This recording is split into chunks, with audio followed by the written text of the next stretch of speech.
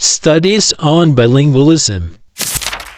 Here are the 10 commonly asked questions regarding studies on bilingualism, along with clear explanations and examples from the Philippine education context. Number 1. What is bilingualism, and what are the different types of bilingualism? Bilingualism refers to the ability of an individual or community to use two languages fluently. The two main types are: first, simultaneous bilingualism. It is acquiring two languages from an early age, typically in a multilingual environment. Second is the sequential bilingualism. Here, learning a second language after mastering the first, usually in adulthood or later childhood. For example, in the Philippines, children often grow up hearing both Filipino, Tagalog, and English at home or in their community, making them simultaneously bilingual. A child in a rural area may first learn the local dialect and then learn Filipino and English in school. Number 2. What are the cognitive benefits of bilingualism? Bilingual individuals have enhanced cognitive flexibility, better problem-solving skills, and improved executive functions like memory, attention, and multitasking. They are also more adept at switching between tasks and processing information. For example, Filipino students who are bilingual in English and Filipino often excel in tasks that require quick thinking and decision-making, like debating or analyzing text in both languages. Number 3. How does bilingualism affect language acquisition in children?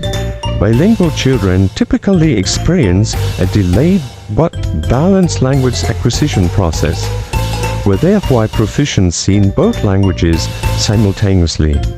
Though one language might dominate initially, however, they can achieve high levels of fluency in both languages over time.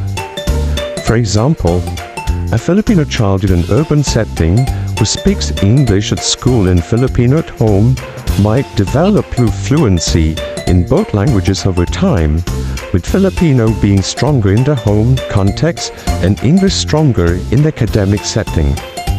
Number 4. What is the balanced bilingual concept?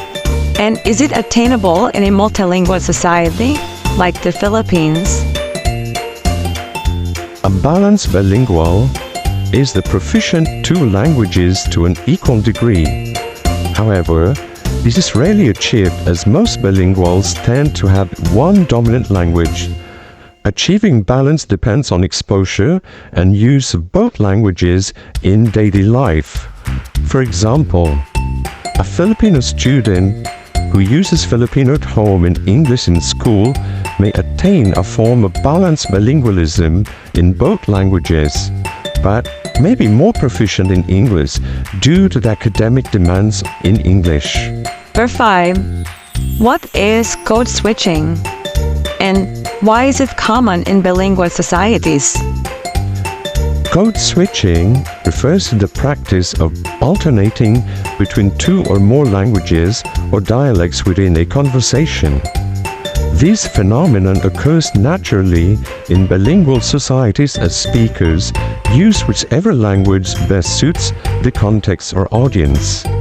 For example, in the Philippines, it is common for speakers to switch between Filipino and English within a conversation such as "Magandang araw," "How are you today?"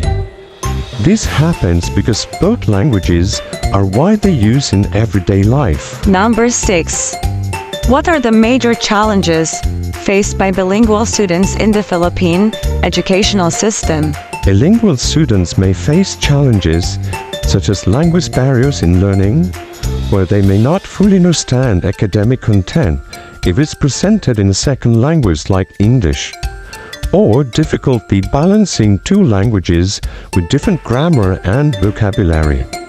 For example, in Philippine schools, students from provinces who speak regional dialects may struggle to understand English textbooks or lectures in English, hindering their academic performance. Number 7. How do language policies in the Philippines support or hinder bilingualism? The Philippines has a multilingual policy that supports the use of multiple languages, but it also faces challenges in balancing language use for educational, administrative, and social purposes. The shift from Filipino Tagalog to English as the medium of instruction in schools may hinder the development of Filipino students' language skills. For instance, in public schools, students may be taught primarily in English and Filipino, which can create a disconnect for students who speak regional dialects at home, such as Cebuano or Ilocano, leading to challenges in both learning and cultural preservation. Number 8. What role does language play in shaping national identity and social cohesion in bilingual societies? Language is closely linked to cultural and national identity. In bilingual societies, language policies can either promote inclusivity or create divisions based on language proficiency. Bilingualism can foster a sense of unity but may also highlight linguistic inequities. For example, the promotion of Filipino as a national language helps create a sense of national unity. But the use of English as a medium of instruction in many schools can create a divide between urban and rural populations, where the latter may feel marginalized due to less access to English language education. Number 9. What is the role of English in the Philippine education system? And how does it impact bilingual students?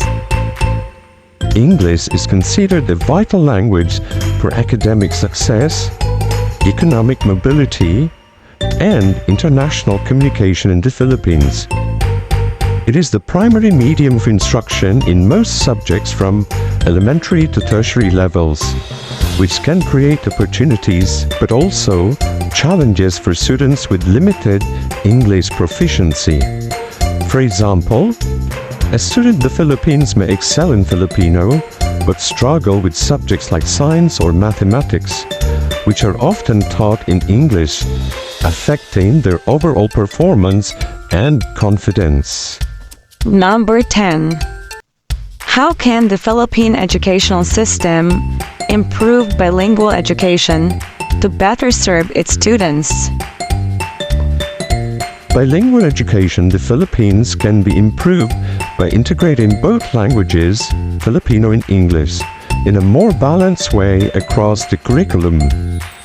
Teacher training programs should emphasize the effective use of both languages in the classroom, and there should be more resources for teaching in local dialects as well.